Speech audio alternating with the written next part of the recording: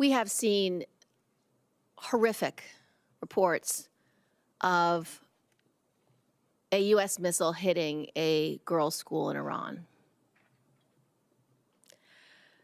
I recognize you are at CENTCOM, and this is not your AOR, but can you speak to the process that you at least have at EUCOM for developing targets, what type of protections you have? Based on what I've heard from reporting, the data that was looked at was a decade old, that any person who can get satellite access to Google Maps today can see that this was a school. New York Times had no problem getting that data and information for a report today. What do you intend to do at EUCOM to make sure your targeting is consistent with American values? Yeah, Senator, thanks. You know, over the course of my career, I've, as a fighter pilot, I've always done everything I can to avoid civilian harm and civilian casualties. And I would tell you, I'm absolutely committed to that. I know the department is committed to that. And that when tragedies like this happen, it causes us all to reflect and try to improve our processes.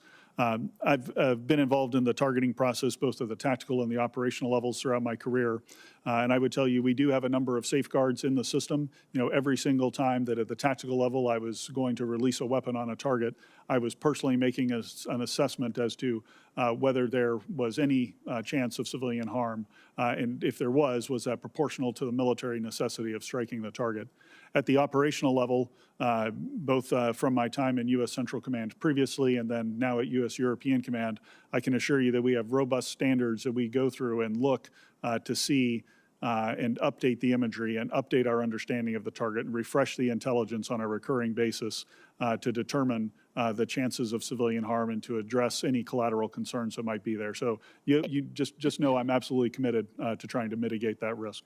I appreciate your testimony. I'm highly concerned, however, that Secretary Hegseth does not agree with you. Secretary Hegseth has criticized rules of engagement designed to adhere to the laws of armed conflict and support civilian harm mitigation.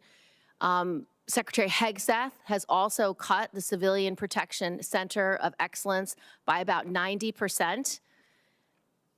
Their mission was to help you and to help protect against civilian casualties. So how do these changes by Secretary Hegseth affect your mission, your judgment, and the responsibility that you take so seriously?